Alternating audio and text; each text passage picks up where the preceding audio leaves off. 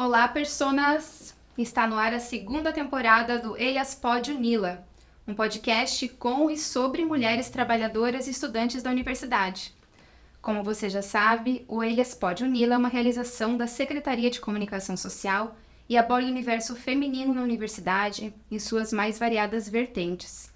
Ao longo dos episódios, estamos conversando com professoras, servidoras técnico-administrativas e alunas da Unila, e adentrando nos seus mundos, suas histórias e visões.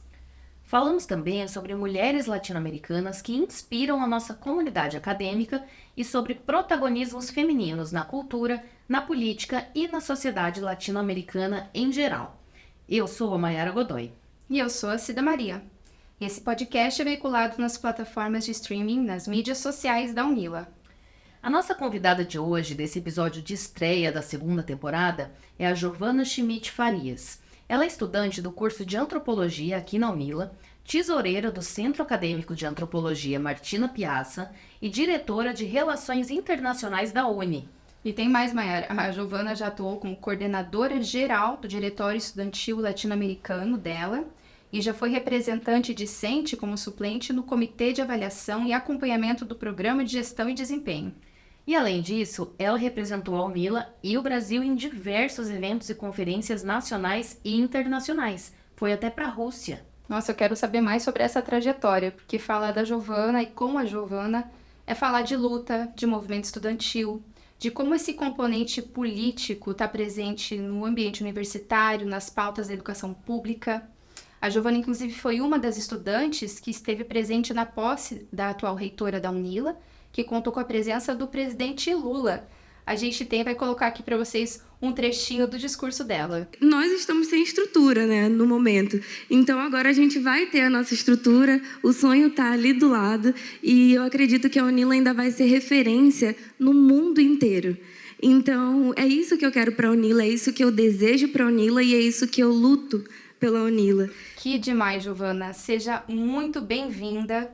E para a gente começar, a gente queria saber um pouquinho mais sobre você. Como que foi a sua formação, de que cidade você vem, onde você estudou antes de chegar aqui na Unila? Chega a dar uma aceleradinha no coração de ouvir tanta coisa sobre mim, que às vezes a gente não tem ideia, né, de quanta coisa a gente faz, porque a gente só vai fazendo. E eu sou a Giovana Schmidt Farias, tenho 24 anos, venho de Rio das Ostras. Na real, eu sinto que eu sou de várias partes do Rio de Janeiro, mas minha cidade do coração é Rio das Ostras. Estudei, antes de ir para cá, eu estudei meio ambiente no IFE Macaé, que é o Instituto Federal Fluminense de Macaé, e me deparei na internet com a Unila e gostei muito do projeto de integração, foi isso que me moveu até essa fronteira. E você disse no discurso, né, na época, que você é a primeira pessoa da sua família a acessar um curso de educação superior, a chegar nesse momento aqui. É uma trajetória de luta mesmo, a minha vida.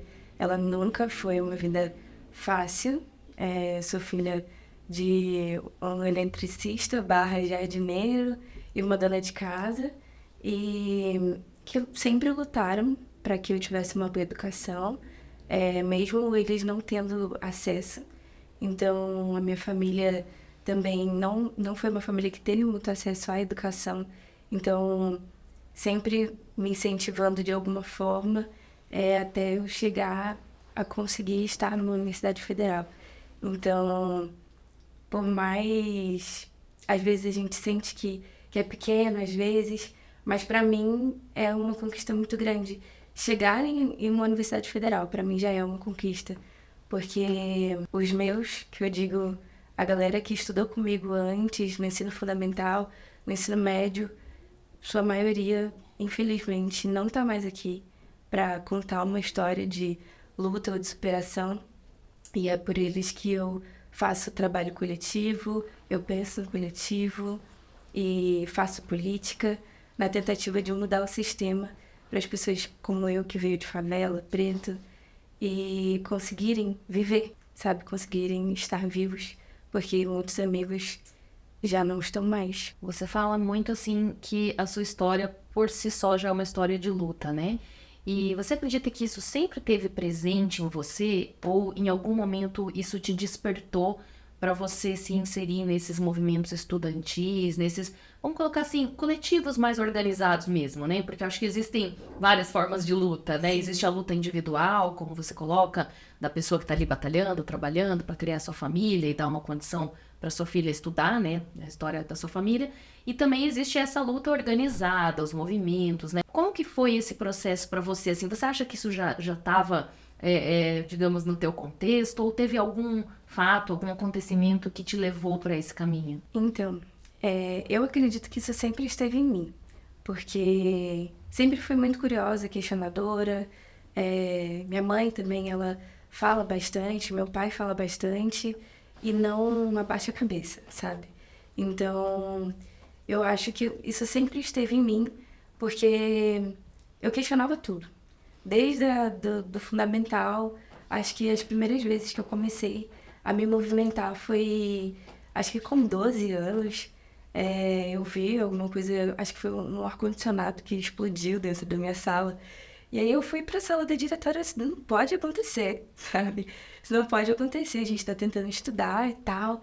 E eu falei, não, como que a gente pode fazer alguma coisa para mudar isso? E aí outras salas que não tinham ventilador, uma cadeira que faltava. Eu sempre fui essa pessoa de questionar.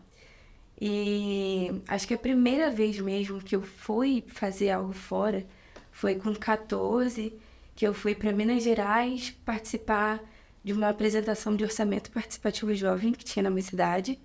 E teve uma competição que ninguém estava conseguindo se organizar dentro da escola para poder participar dessa competição. Era uma maquete que a gente tinha que fazer de um lugar turístico na cidade para poder participar dessa viagem, para ir para uma viagem para Minas Gerais. E aí ninguém estava se movimentando, e aí eu já tinha me colocado ali à disposição como monitora e fui para fazer. A gente ficou até tarde na escola para fazer essa maquete, fizemos, e aí conseguimos ganhar a viagem. E aí lá nessa viagem a gente começou a falar até um pouco de política já, de movimento estudantil, de luta, aí como que funcionava o orçamento participativo jovem na nossa cidade, que eles queriam implementar na cidade de São João del Rei, em Minas Gerais, e também em BH. Eles queriam implementar lá, então a gente foi para discutir isso. Foi a minha primeira vez, assim, no movimento estudantil. E aí depois no IF também participei das ocupações, aí nessas ocupações a gente ocupou o IF de Cabo Frio também, nesse mesmo comboio. Só que nesse momento eu já não estava, eu não estava organizada politicamente em nenhum partido, porque nenhum que eu me identificasse acontecia lá na minha cidade. E quando eu cheguei na Unila, eu encontrei alguns partidos de esquerda que eu já me identifiquei um pouco mais.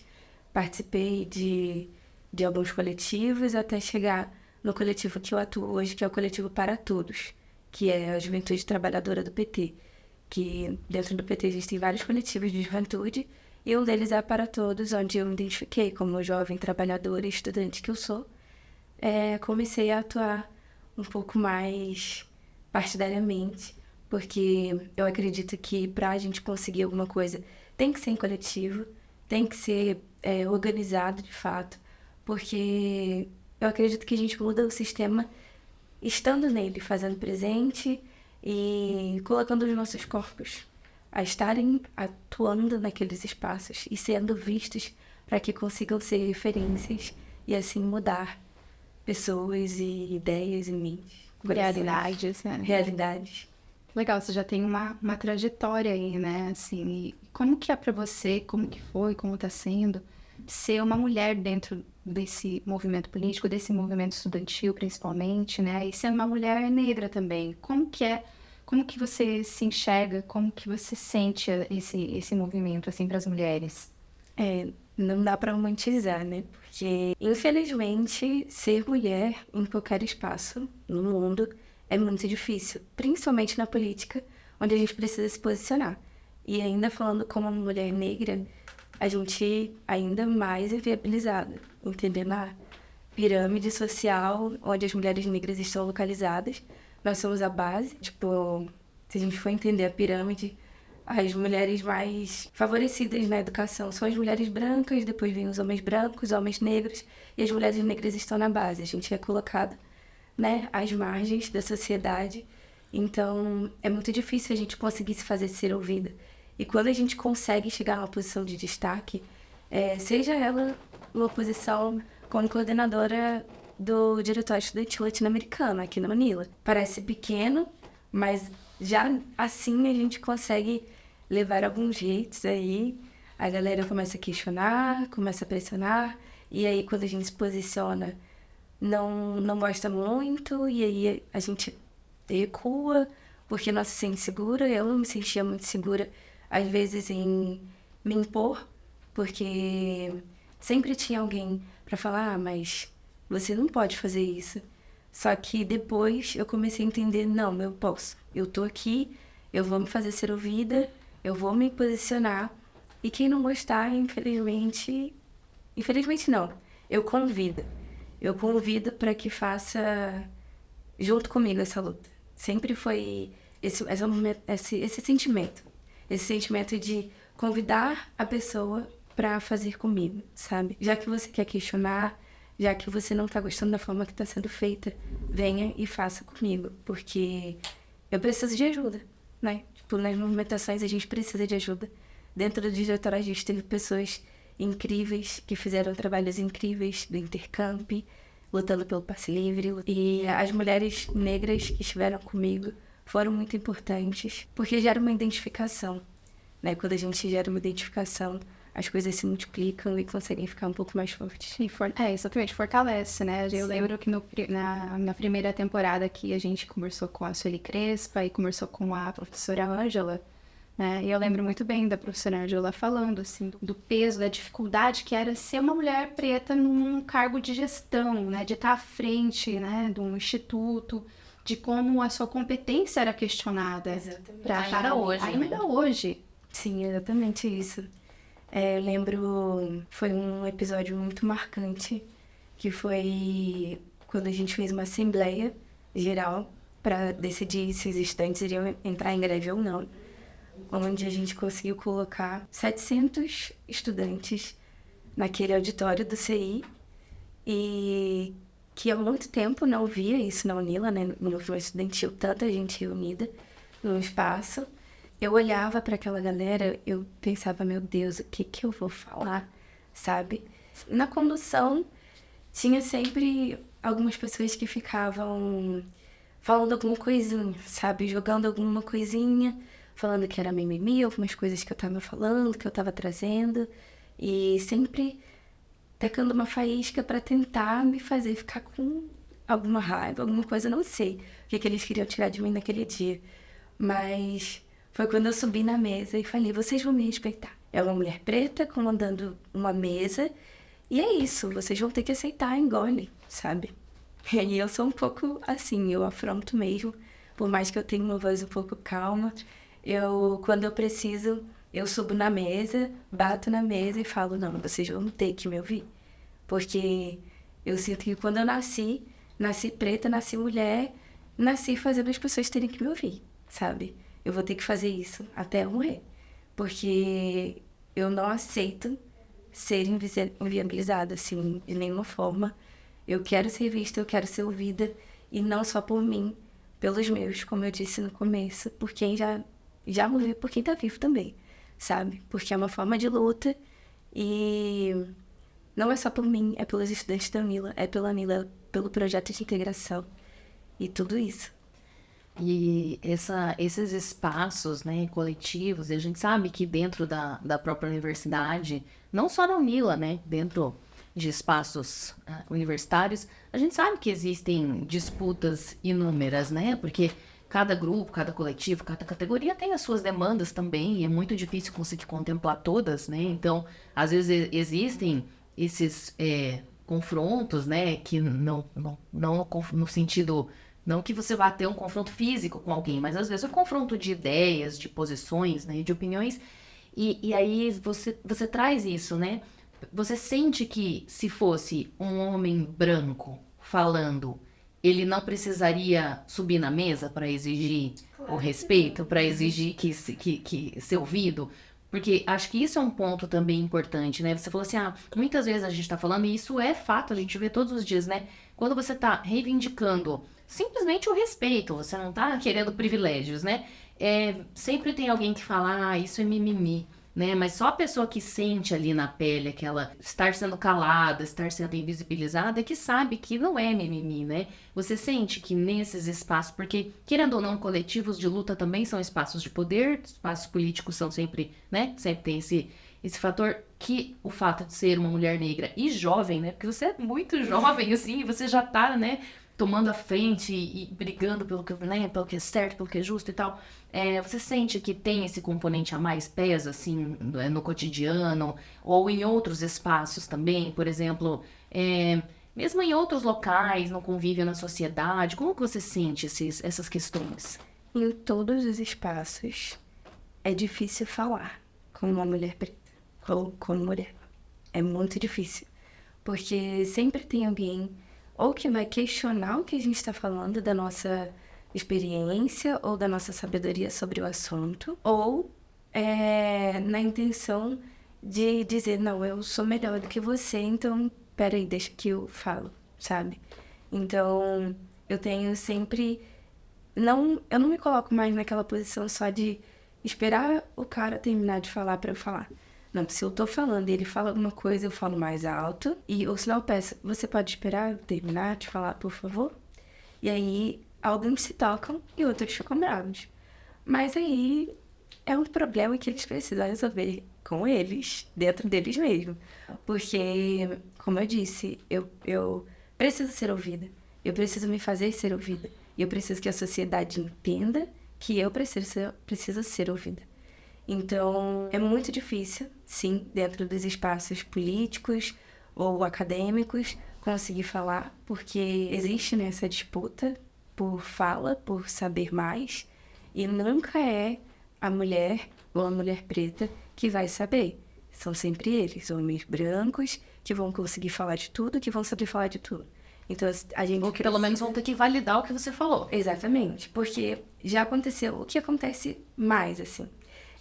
Eu falar sobre alguma coisa, dar alguma ideia ou dar alguma linha de raciocínio e vir um cara depois e falar a mesma coisa e aí ele leva o crédito.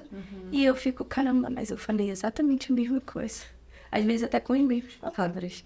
Então, é difícil se manter viva, assim, falante nos espaços de poder, até porque eu sou uma pessoa que fala muito, eu falo muito. E já tive problemas comigo mesmo em falar muito, entender que eu falo muito, e é isso, sou uma mulher falante. E as pessoas vão ter que engolir isso de me ouvir falar por aí. Até mesmo porque quando você é constantemente calada, silenciada ou tentam te fazer, você acaba tendo que se impor, né? Não Sim. é simplesmente, eu quero me impor, mas assim, às vezes, né, tipo, se você não vai lá e, como você diz, eleva um pouco o tom de voz, ou diz, não, espera aí que eu não terminei, você não consegue falar, né? Então, às vezes, você tem que criar esses mecanismos, e aí, talvez surja aquela coisa de, lá vem a militante, né? Ou já cria aquele estereótipo, essa pessoa é muito combativa, mas por que você é combativa, né? Porque, às vezes, as condições ali te obrigaram a adotar essa postura para poder falar o que você tem a falar, né? Como você diz, eu preciso ser ouvida. Então, você tem coisas a dizer e às vezes você tem que buscar o seu espaço, né? Nem todo mundo vai te dar o espaço, assim, espontaneamente, né? Nossa, eu nunca dou um espaço mesmo, assim. E me recordo, às vezes, de alguns momentos que... tem uma discussão entre... ou na política ou com amigos mesmo. E aí eu vou falar alguma coisa e já vem algum cara... lá vem a militante. Exatamente como você falou. Ela vem... não, Giovana. Militância agora não. Aí eu falo, militância agora sim, sabe? Então me escuta aí. Eu vou falar o que precisa ser falado. Porque às vezes a gente... repete muito o discurso, né? Sendo militante. E acontece muito de eu repetir frases e discursos, mas eu repito para que isso se repita dentro da sua cabeça, da cabeça de cada um.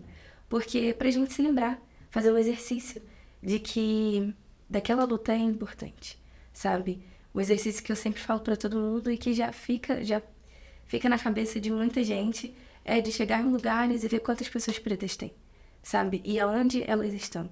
Qual é o trabalho que elas estão fazendo, sabe? Elas estão servindo, elas estão consumindo, sabe? Elas estão numa posição de destaque ou não. Então, são coisas dessa forma que eu vou repetindo para que as pessoas tenham em mente esse exercício e se coloquem no lugar do outro. Empatia, equidade, são palavras que eu levo muito para que as pessoas tenham repetindo na mente. Empatia, equidade. Eu preciso fazer alguma coisa para que o mundo seja um pouco mais justo com as pessoas que precisam mais. Esse processo de reflexão ir acontecendo, né? De alguma forma as pessoas seguirem pensando sobre isso.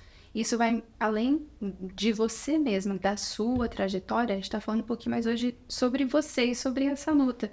Mas como você falou, é uma questão coletiva, né? Porque nem todas conseguem se fazer ouvir, nem todas conseguem chegar nesse espaço e entender, assim, quando questionadas, fazer esse movimento que você consegue falar, não, eu tenho direito de estar aqui, eu vou subir se precisar e eu vou ser ouvida.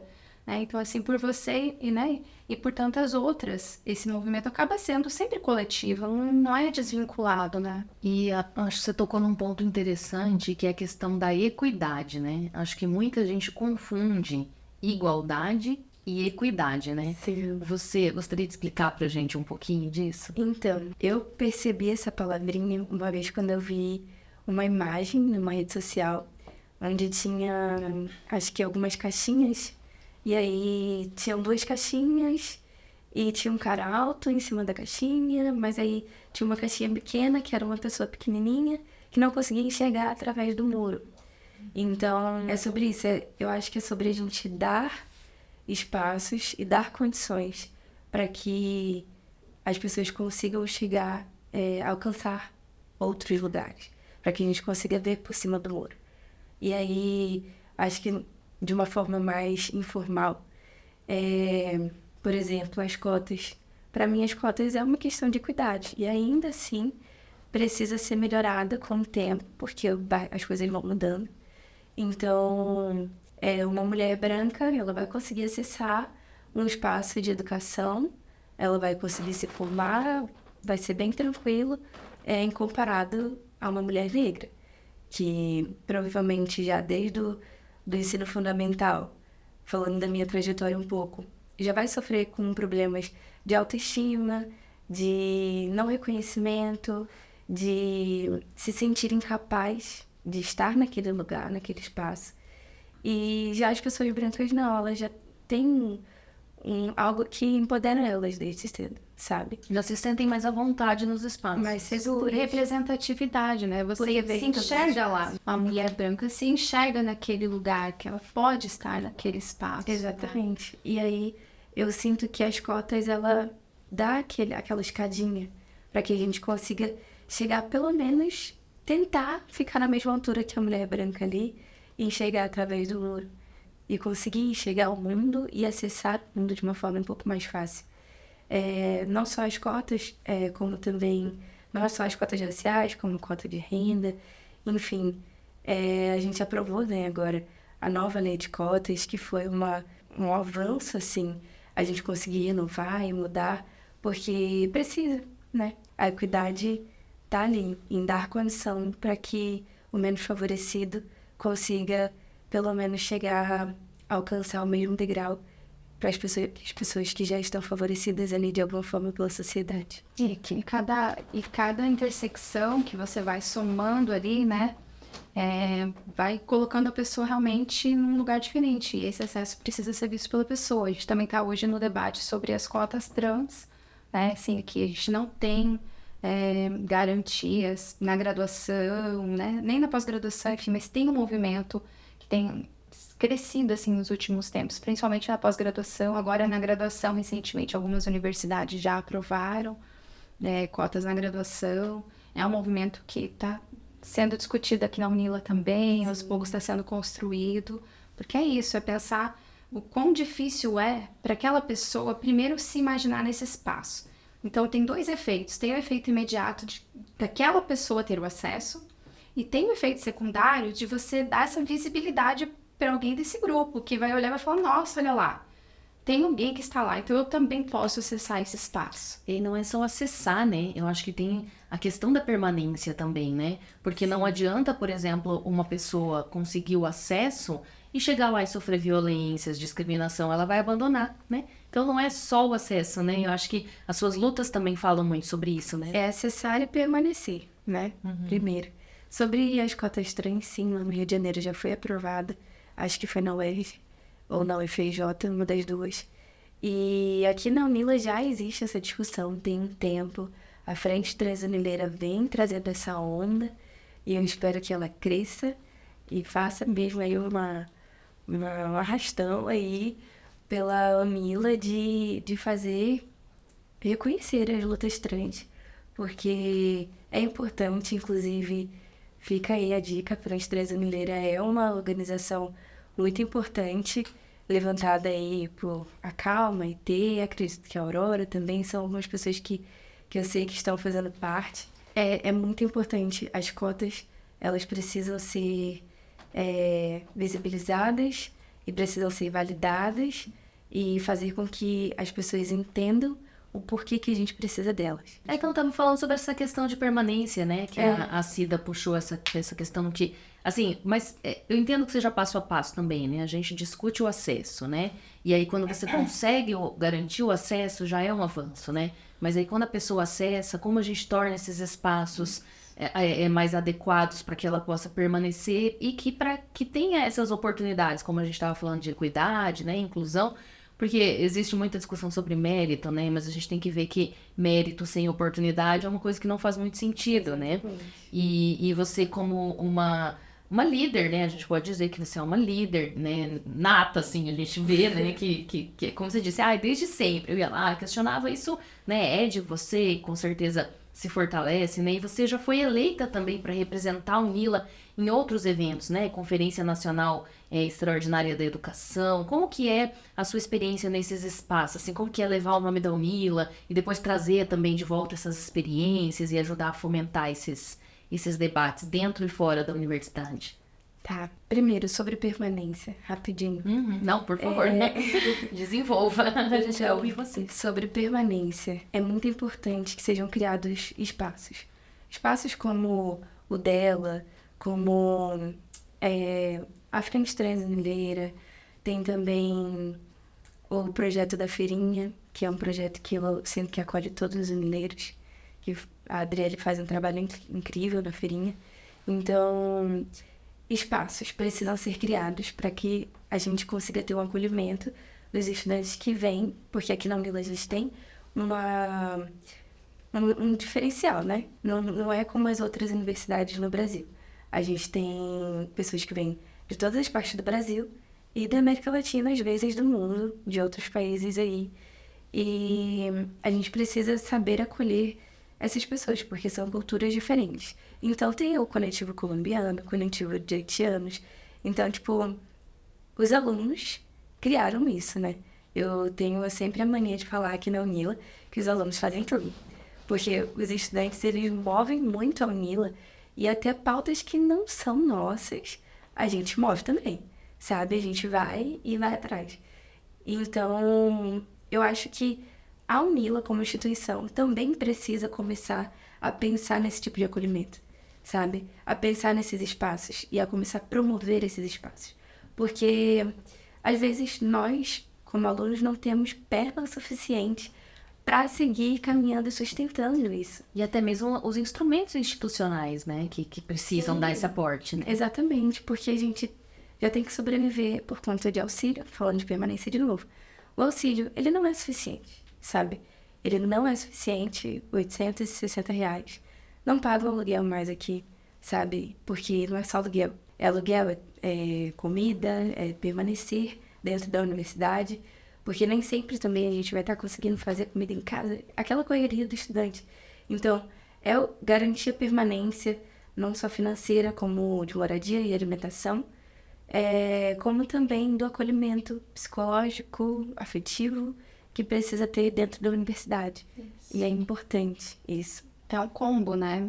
A cota é uma política de acesso, Mas é isso, precisam existir políticas de permanência para os grupos que você está fomentando a entrada. Exatamente. E nisso entra aí a questão do acolhimento, a questão dos espaços, a questão dos programas, projetos, bolsas, enfim. É você conseguir fazer com que essa pessoa, de fato, esteja vivenciando, possa vivenciar a sua formação, possa vivenciar esse momento de estar na universidade, né? Que não precise procurar uma outra forma de sustentar. Muitas vezes as famílias não têm condições de bancar a pessoa aqui, né? Como você falou, tem estudantes que vêm de muitas partes diferentes, né?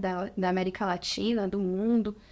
E a instituição, acho que ela precisa mesmo se responsabilizar cada vez mais, né? Eu tô aqui desde 2012, então eu vejo assim como algumas coisas já foram conquistadas. E muito pela luta estudantil, inclusive, né? Assim, tem um movimento de compromisso também das outras categorias, tudo, mas muito fomentada pela luta estudantil, né? Assim, é quem diz mesmo, olha, a gente precisa disso. Sim. E vocês, né, vão precisar resolver essa situação. Então, eu vejo que a gente teve alguns avanços, né, nessa breve vida aí da UNILA, mas tem muita coisa ainda que a gente precisa responsabilizar mesmo institucionalmente e dar ferramentas efetivas, né? Não só criar unidades, não só criar programas, mas, de fato, dar condições materiais para que essas unidades funcionem bem, para que esses espaços consigam atender e fazer esse acolhimento de fato e que sejam alimentados pelos próprios estudantes, pelas próprias demandas, né? Quando você gera um programa, você gera uma unidade, você cria uma coisa, tá no plano do ideal. Só que quando a coisa começa a funcionar, a gente tem esse retorno de qual é a realidade, como aquilo está funcionando ou não, e o que a universidade também precisa rever e reprogramar para que, de fato, a permanência, né, não só o acesso, mas a permanência estejam garantidas para essa diversidade enorme de grupos que a gente tem. Sinto que a UNILA é o berço, né? De muita coisa que vai nascer ainda na América Latina. Muitos projetos, muitas ideias. E para que isso aconteça com qualidade, a gente precisa garantir essa permanência, né? É isso, falar sobre acolhimento. E sobre as participações nas conferências. Eu participei da Conferência da Juventude, inclusive na construção da Conferência Nacional de Juventude. Começou, né, na municipal, estadual e nacional. A construção da municipal, eu participei na construção mesmo, em fazer as coisas, organizar e tal. E depois a gente foi selecionado para as estaduais, foi para Curitiba para poder discutir algumas questões, para conseguir fazer as pautas da juventude serem ouvidas, né? Inserção em mercado de trabalho e tudo é muito difícil para o jovem hoje em dia. Eu sinto muito isso. Inserção no mercado de trabalho, estudo, muitos estímulos.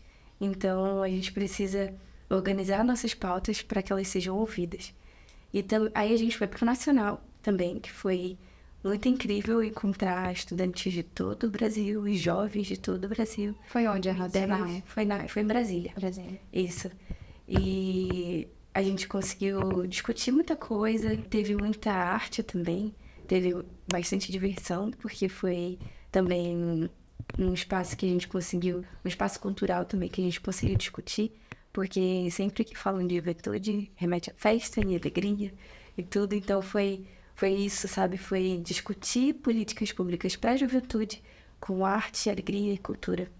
Foi um espaço diferente, que eu senti um pouco diferente para mim, porque aí já tinha muitos...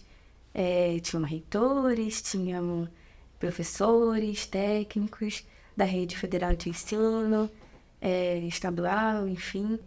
E tinham discussões um pouco mais específicas e acaloradas, assim.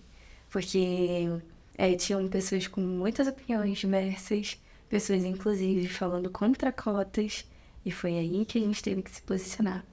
Então, na etapa estadual, inclusive, nós foi eu e a Anastácia, que fomos as únicas mulheres pretas que passamos da estadual para a nacional. Se eu não me engano, uma bancada de 70 pessoas, 2 pessoas pretas, eu e a Anastácia aqui da UNILA, somente. Então, a gente já vê que começa por aí, né? A gente tendo que resistir já naquele espaço, Até mesmo nesses espaços. até mesmo nesses espaços. Tipo, a primeira que teve foi a etapa regional, foi aqui na Mila. Já encontramos uma pessoa falando contra cotas e diminuindo várias minorias. Então a gente já teve que se posicionar ali. Na estadual, novamente, encontramos pessoas contra cotas. Então, tipo, durante o CONAI, foi muito isso, de bater na tecla a favor das cotas. Porque em todo momento, em todos os debates, a gente encontrava alguém que era contra cotas. Então a gente teve que bater na tecla de que precisa de uma renovação das leis de cotas, das leis do PNAES. Então era meio que ficar reforçando o óbvio para algumas pessoas que já deveriam ter isso na mente há muito tempo. E é incrível como a gente observa em momentos assim, como o que a gente está vivendo hoje, né? Como nenhum direito ele é absoluto e nem garantido, né? Mesmo os direitos que já foram fruto de uma luta e aí foram conquistados, que foi a primeira lei de cotas, vamos dizer assim, ainda assim eles estão sob ameaça, né? Porque uma mudança na legislação pode acabar com esse direito novamente, né? Então, assim, você tem que estar sempre vigilante ali também, né? Uma coisa que não dá pra descansar muito, né, Giovana? Nenhum direito tá garantido, né, Giovana? Quando a gente pensa que a gente pode avançar numa pauta, a gente tem que voltar, tem que E defender retroceder, aquela que você achava que já estava ok. Era uma coisa que eu precisava falar, sabe? Tipo, nossa, é sério que a gente vai voltar nisso?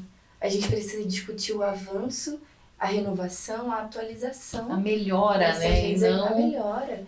E não discutir se é válido, isso já não é mais discussão, sabe? Então, era, às vezes, de falar até que a gente estava faltando com respeito, né? Porque em alguns espaços que tem algumas pessoas mais velhas, quando o discurso delas não são validados, e é um jovem que não está validando esse discurso, é visto como falta de respeito. Então, a gente precisa sim se impor e falar, não é falta de respeito. Eu tô colocando a minha opinião e você precisa ouvir, sabe? E é sobre a minha vida, é sobre a garantia da minha permanência nesse lugar. Então, espera. Aprende comigo também, sabe? Não é só porque você é mais velho e tem mais experiência que é só eu que vou aprender com você. Você precisa aprender comigo, a gente precisa renovar as coisas, a gente precisa atualizar. Inclusive, puxando um pouquinho das eleições que aconteceram agora, municipais, a gente precisa renovar a política. Já cansou das pessoas mais velhas ditando como vai ser o nosso futuro. Porque já foi a vez deles lá atrás de fazer política para tentar fazer um futuro bom pra gente. Agora é a nossa vez de fazer política para fazer um futuro bom para quem vai vir depois. Então, só a gente sabe o que realmente vai ser melhor pra gente daqui a um tempo. E é um sabe? duplo desafio, né? O desafio de fazer com que essas pessoas entendam que o espaço é compartilhado e que a juventude precisa estar nesse espaço de discussão e construção. E também o desafio de chamar essa juventude para fazer parte disso, né? Exatamente. Assim, se você até quiser falar um pouco sobre isso, assim, como engajar, sabe, um movimento da juventude mesmo, para se preocupar e para pensar, participar da construção política. É difícil o engajamento da juventude, é muito difícil, porque já existe muita preocupação, né? Existe a preocupação do que eu vou fazer no futuro, o que vai ser de mim, o que eu vou fazer academicamente, no meu trabalho e família, questões psicológicas, se comparar também. Tem muito isso, a gente vai se comparando com pessoas que a gente vê principalmente com a internet, então a gente acha que a gente tem que ser melhor todo dia, e às vezes fica afobado, sabe? Fica numa ansiedade. Né? E é difícil conseguir se engajar no meio de tudo isso. Mas sempre tem aquelas mentes que tem aquilo já plantadinho na cabeça. Como eu disse, às vezes nasce com a gente, sabe? De querer mudar alguma coisa e de não só querer passar por esse mundo sem deixar nenhum rastro, sabe? Não, eu quero mudar alguma coisa, eu tenho vontade de deixar minha pegada ali, sabe? E para uma forma de engajamento, eu acredito que hoje em dia nas redes sociais é o que está sendo, sabe? Engajar nas redes sociais. Mas também de reconhecer o jovem naquele espaço. O engajamento ele não começa só pela gente, de fazer as coisas, mas de dar oportunidade, de ver uma pessoa que é mais velha, ver uma pessoa mais jovem e falar, não, eu vou te dar esse caminho, sabe? Eu já trilhei isso daqui, agora você vai fazer, sabe? Então, é muito importante quando a gente encontra pessoas mais velhas que dão o chão, às vezes, sabe? Pra gente, pelo menos, tatear ali e ver que a gente consegue fazer alguma coisa. Então, eu acho que é difícil se engajar no movimento estudantil, é muito difícil porque a gente encontra muitos contrários, né? Porque às vezes algumas pessoas veem que tem outra pessoa fazendo e pensam, por que não sou eu que estou fazendo, então também não vou deixar a pessoa fazer, sabe? E aí tem conflitos, mas é importante a gente entender que dentro desses conflitos é que cresce esse engajamento, sabe?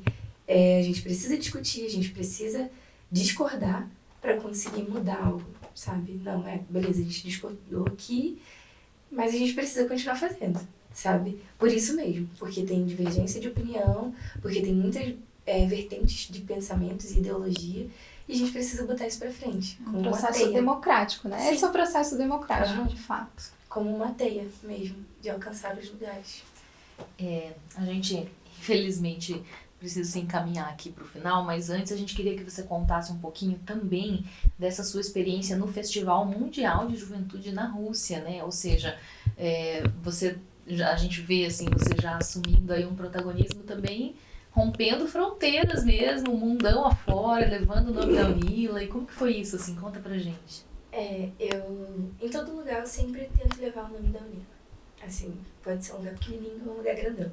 Eu sempre levo o nome da Unila porque é um projeto que eu acredito muito. Eu vim pra cá acreditando no projeto de integração latino-americana, um projeto internacional. Então, pra todo lugar que eu vou, eu levo a blusinha da Unila e eu apareço em algum lugar com a blusinha da Unila. E aí vem alguém e reconhece, Unila, sabe? Então é muito importante, é muito interessante isso. Eu cheguei no Festival Mundial da Juventude, assim, fui de cabeça mesmo, porque eu me inscrevi, passei e o processo, né, tem que enviar texto, tem que fazer vídeo, e eu não falo inglês, não falo russo, só espanhol e português. Então, foi um desafio já. E chegar lá sem falar o inglês e o russo, tentando acessar os lugares, mas foi eu e meu Google Tradutor. E chegando nos lugares para poder ler as coisas, ouvir também. Tinha alguns lugares que tinham tradutores, outros não. Mas foi uma experiência incrível, tanto cultural quanto política e acadêmica. Eu vi muita coisa, eu vivi muita coisa. Em questão cultural, foi muito interessante ver a juventude de lá, né? Eles são muito empolgados e eles amam o Brasil. Todo mundo, na real, ama o Brasil, porque tinham 20 mil jovens do mundo inteiro. Era uma cidade que a gente convivia todos os dias com pessoas de vários países. Desde ilhas até, sei lá, a Rússia, né? Você sabe quantos brasileiros? Brasileiros foram 260, se não me engano. Foram quase 300. Foi a segunda maior delegação, depois de Cuba. Então, foi um evento muito progressista. A gente discutiu... Inclusive, a América Latina tinha muito protagonismo dentro desse evento, porque tinha também a relação do BRICS, que era muito favorecida também, muito discutida. E era uma oportunidade muito incrível da gente estar e discutir, né, sobre política internacional. Imagina, né? Eu nunca me imaginei lá saindo do Rio de Janeiro e estando na Rússia. E também a experiência política foi ver... porque sempre eu escutava que porque a Rússia é comunista e tal. Então eu queria ver que Rússia comunista que era essa, tipo, ter essa experiência. E é uma experiência muito de ver as pessoas mais velhas, os idosos, com um espírito revolucionário, sabe? De ver todo mundo com um brochinho da foice e martelo no peito, literalmente isso. De marcas de carro levar a foice e martelo na frente, os trabalhadores, sabe? Sempre exaltando a luta dos trabalhadores. Então, dentro das estações de metrô de Moscou, estátuas de mulheres revolucionárias, sabe? No meio, assim, das estações, no meio da cidade, sabe? E com a foice e martelo na mão, sempre. Então, as estátuas eram muito gigantescas de vários revolucionários. Eu visitei a casa de Stalin também, que foi um revolucionário, alguns veem como ditador. Teve coisas boas, coisas ruins, a gente entende um pouco da história, mas que foi importante a experiência de passar por ali e ver como foi feita a luta, como era a vivência dele entre família. Eu passei por Sochi, onde foi o Festival Mundial da Juventude. Eu passei por Moscou para conhecer um pouco ali da Praça Vermelha, a chama eterna, que é uma chama que foi acesa durante a guerra, lá na época da União Soviética, e não apaga até hoje. Tem soldados que ficam ali protegendo a chama, porque também é a luz que dá para os soldados que morreram na guerra. Então, ao lado do túmulo tem essa chama. Então, é muito incrível. Também tem o mausoléu do Lenin, que tem ali o corpo dele ainda conservado para que a gente consiga ver e observar um pouco da história também que é contada ali dentro. E a Praça Vermelha, que é uma praça onde foi um lugar de luta. Você sente uma energia que parece que emana do chão, uma energia palco de tanta revolucionária. coisa. Palco de tanta coisa. E depois eu fui para os Urais. Eu fiquei 20 dias no total. Eu fui para a região dos Urais, que é uma região muito fria. Peguei menos 26 graus. E a gente enterrou uma cápsula do tempo com as lutas e pautas da juventude de todo mundo. Lá em Sverdlovsk. Inclusive eu tô com um casaquinho de Sverdlovsk. Foi muito acolhedor. Foi uma experiência incrível de estar em universidades assim diversas, e é uma experiência que eu juro que eu nunca imaginei que eu iria ter, mas que foi muito importante discutir e ver que a América Latina é referência para outros países, que vê que os brasileiros são referência, que são admirados pela alegria, pela vontade de luta, de viver, sabe? Então, foi uma coisa que combinou até entre russos e brasileiros. A alegria e a vontade de lutar, de essa revolução, sabe? Que tem desde os mais velhos até os mais novos, que pulsa mesmo, sabe? Tem uma frase, às vezes, abertas da América Latina. Eu acredito que a revolução, ela corre nas nossas veias, ela pulsa no nosso coração. E assim como nos brasileiros, nos russos também, essa revolução que nasce, que está dentro da gente, que nasce, que floresce em alguns, com outros, às vezes, morre por uma falta de acesso, de oportunidade, mas que nos que florescem, a gente consiga colher bons frutos e disseminar isso por toda a sociedade. Legal. Bom, infelizmente a gente tem que finalizar, porque o papo tá muito bom, muito inspirador assim também. Eu acho muito bacana ouvir pessoas jovens assim falando com tanta propriedade e com tanta, entusiasmo, né? Entusiasmo, assim, e de acreditar, e querer construir um futuro melhor. Eu acho isso incrível, assim, não é à toa que a gente te convidou, né? Porque acho que você representa muito bem isso, muito, muito bem esse papel, né? E assim como você, outras mulheres, né, vieram antes de você, e a gente sempre faz essa pergunta, né, ao final do podcast para todas as nossas entrevistadas, que é: qual mulher latino-americana, né, alguma protagonista em qualquer esfera social, pode ser política, econômica, ambiental, enfim, um grande nome, pode ser das artes também, um grande nome que você considera uma referência, que você se inspira e que te, né, e que você lembra sempre quando você tá nesses momentos assim de luta? Então, São diversos nomes, né? Mas eu vou pensar... Eu sou uma pessoa que gosta muito de música. Então, eu tenho algumas referências ali de música. Eu gosto muito de cantar. E a música, eu acho que ela também move um pouquinho esse sentimento revolucionário. E atualmente, eu não sei se é um grande nome, mas atualmente eu tenho sentido muita identificação com uma menina que se chama Maru 2D, que ela é uma rapper do Rio de Janeiro, da favela do Rio de Janeiro, e que as letras dela são muito de trazer a realidade da favela mesmo, sabe? E eu acho que latino-americana, eu vou falar alguns nomes. Eu gosto da Lélia Gonzalez, porque é uma autora importante na graduação de antropologia principalmente. E eu gostaria de falar uma da Unila, que é a Kiara, que é do Centro Acadêmico de Antropologia.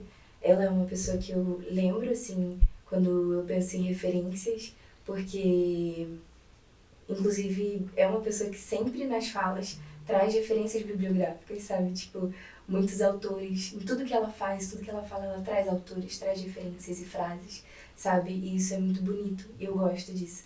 E ela agora, à frente do nosso CA de Antropologia, eu vejo que é uma mulher preta, que faz muita coisa na Unila, inclusive atua com a Ângela no projeto do NEALA. Então, é uma pessoa que eu tenho como referência também. Acho que é muito... Sim, e é importante isso, quando a gente fala e traz essa pergunta, né, são mulheres que realmente inspiram a gente, que elas podem estar aqui, elas podem ser nossas colegas, né, elas podem ser grandes pensadoras, conhecidas mundialmente, e também podem estar aqui nesse espaço, né, as mulheres que nos inspiram e acabam sendo uma referência para o nosso trabalho também, para a nossa vida. A gente vai finalizando o episódio de hoje. A gente queria te agradecer muito, Giovana. Eu que agradeço. Ficou muito feliz em conhecer um pouco mais da tua história, né? A gente já sabe a representatividade que você tem aqui dentro da Unila, né? No movimento estudantil. Mas para além disso, né? Por você ser essa mulher de luta. Obrigada por ter aceitado o convite, por estar aqui compartilhando com a gente. Obrigada também para quem está ouvindo, para a equipe toda aqui. E a gente espera que vocês tenham gostado, tanto quanto a gente, do episódio de hoje, que, relembrando, né, inaugura a 2ª temporada do Elias Pode Unila. E para quem não ouviu ainda, a 1ª temporada está disponível nas mídias sociais da Unila e está incrível também. Então segue a gente, compartilha, para que as trajetórias dessas mulheres maravilhosas sejam conhecidas pela nossa comunidade acadêmica e fora da Unila também. Te esperamos no próximo episódio. Obrigada, gente. Obrigada. Obrigada. Giovana, obrigada.